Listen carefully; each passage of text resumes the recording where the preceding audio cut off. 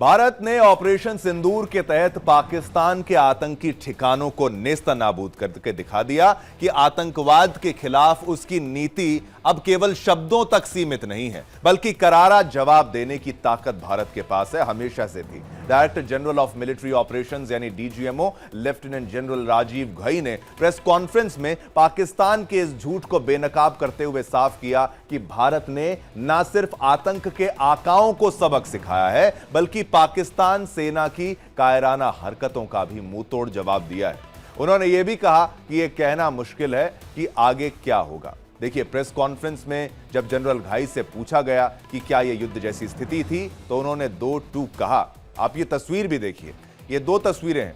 पाक पर भरोसा तो हम नहीं कर सकते, लेकिन ये तस्वीर, हमारी तस्वीर पर आप भरोसा करिए। भारतीय सेना की जो है स्ट्राइक है, स्ट्राइक से पहले की लोकेशन है उनकी और स्ट्राइक के बाद की लोकेशन है। कैसे इनके एयरफील्ड्स, इंपॉर्टेंट मिलिट्री एसेट्स को हमने नेस्तो नाबूद किया। और रनवे में जो ये छेद देख रहे हैं आप, ये होता ही है कि एयरक्राफ्ट जो है, अगर रनवे में गड्ढा हो जाएगा इतना बड़ा, तो उनका प्लेन उड़ेगा तो उड़ेगा कैसे, और उनकी एयरफोर्स नाकाम हो जाती।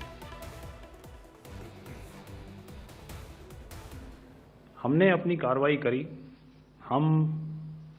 हमने उसके बाद मैंने अपने स्टेटमेंट में भी बताया कि ये कम्युनिकेट करने की कोशिश करी कि हमने इस तरीके से ये जो स्ट्राइक्स हैं वो क्यों की। लेकिन जो हमारा एडवर्सरी है उसने जैसे मुनासिब समझा वो कार्रवाई करी। तो आपने देखा कि ये जो एक्टिविटीज़ चल रही हैं 3-4 दिन से, ये कोई वॉर से कम नहीं है। नॉर्मल सर्कमस्टांसेस में एक दूसरे देश की एयरफोर्सेस हवा में नहीं उड़ती हैं और एक दूसरे के ऊपर स्ट्राइक्स नहीं करती हैं। हर रात इंट्रूजन्स नहीं होते हैं। लाइन ऑफ कंट्रोल पर सीज फायर वायोलेशंस, आपके एक साथी ने सवाल पूछा था शुरू में, एक सीज फायर अंडरस्टैंडिंग था, वो भी जा चुका है। उस सीज फायर अंडरस्टैंडिंग के जाते जो फायरिंग हो रही है लाइन ऑफ कंट्रोल में, उसमें घुसपैठ की कोशिश हो रही है। आमतौर पर ये घुसपैठ लाइन ऑफ कंट्रोल में टेररिस्ट करते हैं, लेकिन हमें इंफॉर्मेशन है कि हो सकता है ये पाकिस्तान आर्मी की टोलियां भी हों जो हमारे पोस्ट के ऊपर खामी पहुंचाने की कोशिश कर रही हैं। तो ये सारी एक्टिविटीज़ तो वॉर में शामिल हैं। तो ये कहना मुश्किल है कि आगे क्या होगा, वो स्पेक्यूलेटिव जोन में आ जाता है और मैं स्पेक्यूलेट नहीं करना चाहता हूँ। हर एक सिचुएशन अलग होती है और उससे एक तरीके से डील किया जाता है।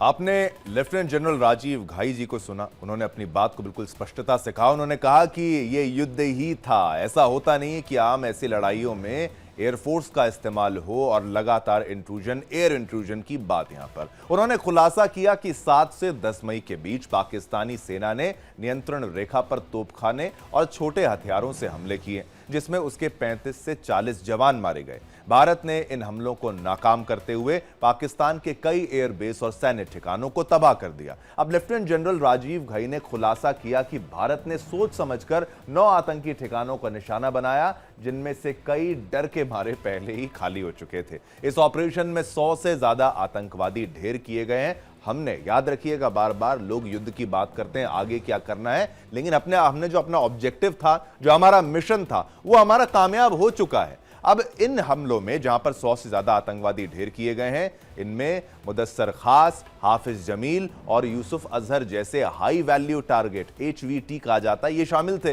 ये आतंकी IC-814 अपहरण और पुलवामा हमले जैसे जघन्य अपराधों के मास्टरमाइंड थे। जनरल घई ने कहा, हमारा मकसद साफ था, आतंक के नेटवर्क को जड़ से उखाड़ना। पाकिस्तान के दावे की भारत ने नागरिक क्षेत्रों को निशाना बनाया, यह भी कहा गया, पूरी तरह झूठे साबित हुए हैं, क्योंकि भारत की सटीक कार्रवाई केवल आतंकी ठिकानों तक सीमित थी और ये मदरसों के अंदर ही ये टेररिस्ट को पूरी ट्रेनिंग देते थे।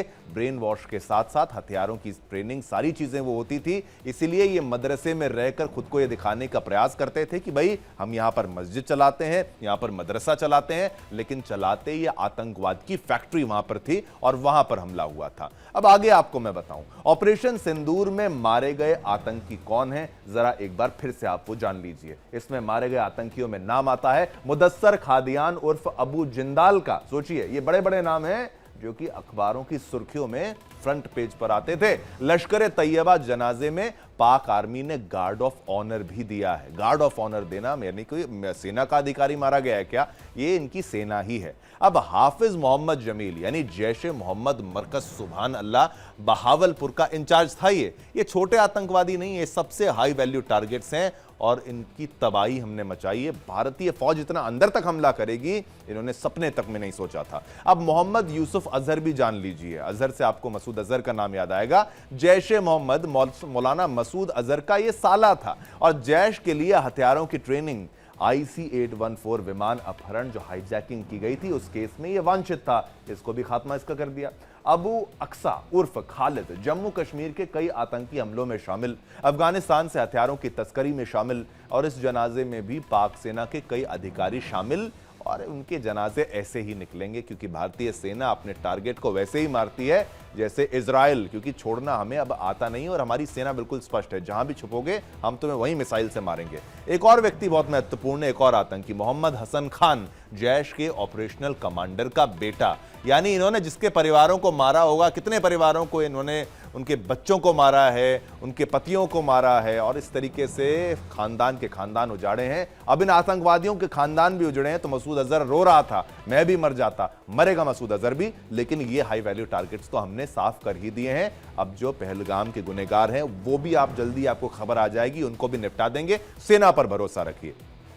9 मई की देर रात भारत ने पाकिस्तान को जवाब देते हुए उनके सैन्य ठिकानों को तबाह कर दिया। भारत ने 6 एयरबेस को निशाना बनाया और 2 सैन्य अड्डों को ध्वस्त भी किया। भारत ने Rafiqui airbase, Murid airbase, Rahimyar Khan airbase, Sukkur airbase, Chaklala airbase, Chunian सैन्य ठिकाना, Pasrur radar site, Sialkot aviation base, ये सब कुछ हमने बर्बाद कर दिया। अब आप ये देखिए, ये वो ठिकाने हैं, आप ये देखिए, ये वो ठिकाने हैं जहां पर हमने हमला किया है। मैं आपको जरा विस्तार से इसको समझाने का प्रयास करता हूं। ये देखिए, ये अब सुक्कुर पे जिस तरीके से हमला किया गया, सुक्कुर को हमने निशाना बनाई। अब देखिए, भारतीय बाउंड्री है, यहां पर हमने हमला किया, यानी deep inside the enemy territory इसको कहा जाता है, अंदर तक मार किया। फिर रहमयार खान एयरबेस, यहां पर भी, यानी कि इनकी फौज आएगी, यानी इनकी एयरफोर्स आएगी, उससे पहले ही उनका रनवे उड़ा दो, उनके एयरबेस को उड़ा दो, उनके हथियारों को उड़ा दो, उनके प्लेन्स को उड़ा दीजिए। अब फिर आते हैं रफीकी एयरबेस की बात करते हैं। रफीकी में भी हमला हमने किया।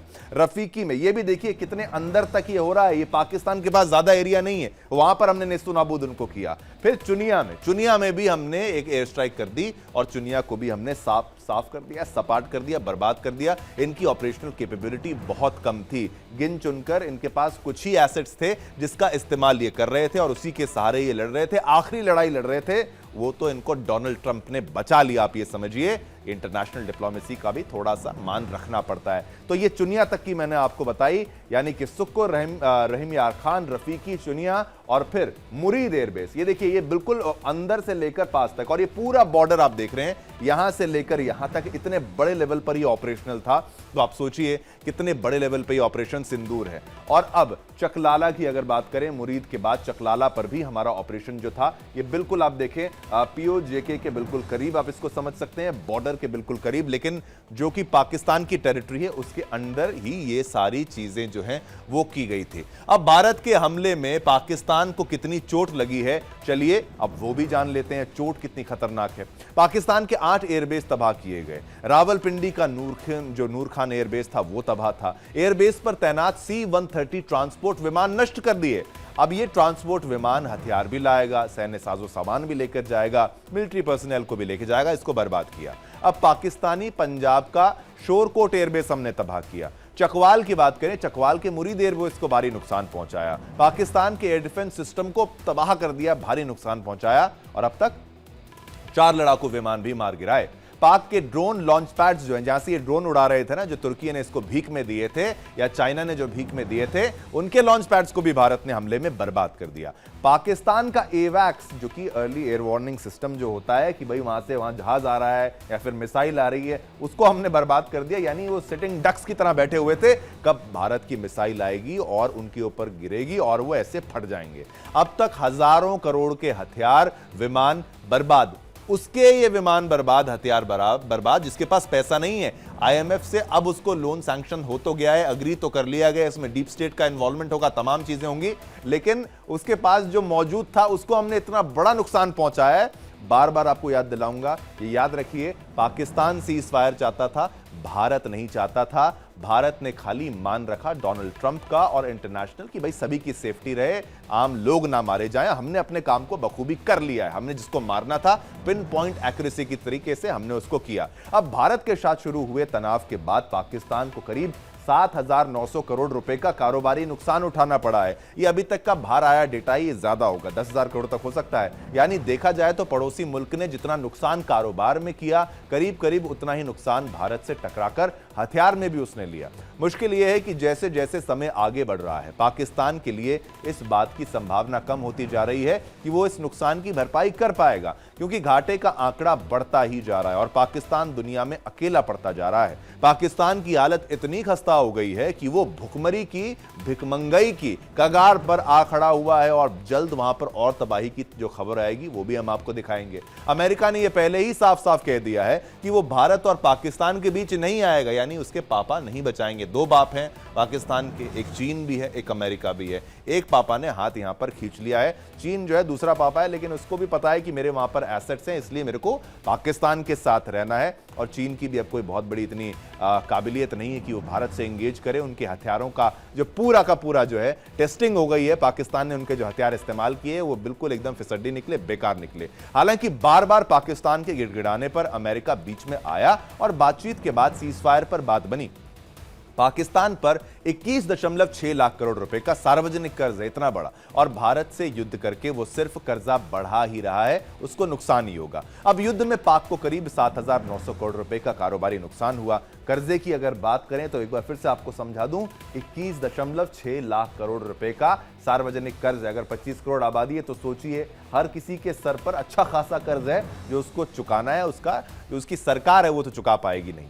आइए अब आपको बताते हैं कि पाकिस्तान पर कुल कितना कर्जा है, उसको थोड़ा और डिटेल में वो भी आपको समझाते चलें और विस्तार से, कि हमने जिस तरीके से आपको दिखाया, और आपको यह भी बताते हैं कि पाकिस्तान पर कुल कितना कर्ज है। ये देखिए, विदेशी कर्ज की अगर बात की जाए 7.3 लाख करोड़ यानी 7.3 लाख करोड़। अब घरेलू कर्ज की बात की जाए तो 14.3 लाख करोड़ विदेशी कर्ज है जितना, घरेलू कर्ज उसका डबल ही है ऑलमोस्ट। आप ये समझिए, पाकिस्तान ने दुनिया की आंखों में धूल झोंकने की जो नाकाम कोशिश की है, आज हम उसी की पोल खोलेंगे, क्योंकि अब सामने है झूठ का वो महाबुलबुला, फेंकिस्तान इसको हम कहते हैं। पहले दावा किया JF-17 से S-400 और ब्रह्मोस बेस को उड़ा दिया।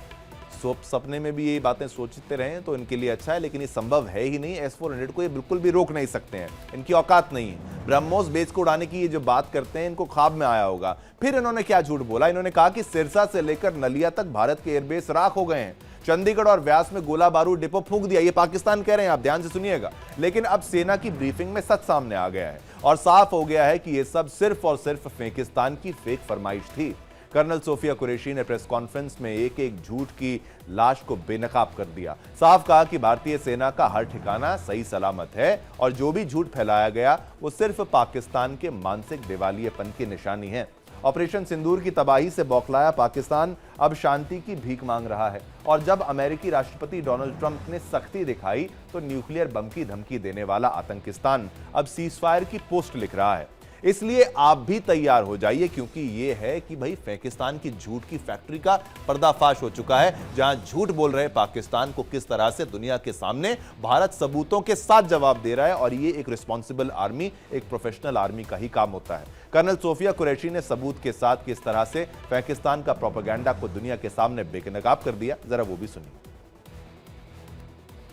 पाकिस्तान ने यह क्लेम किया कि उसने अपने JF-17 से हमारे S-400 व ब्रह्मोस मिसाइल बेस को नुकसान पहुंचाया, जो कि बिल्कुल गलत है। दूसरा, उसका यह भी मिस इन्फॉर्मेशन कैंपेन था कि हमारी एयरफील्ड जो कि सिरसा, जम्मू, पठानकोट, बठिंडा, नलिया और भुज में है, ये उसका मिस इन्फॉर्मेशन भी बहुत गलत है।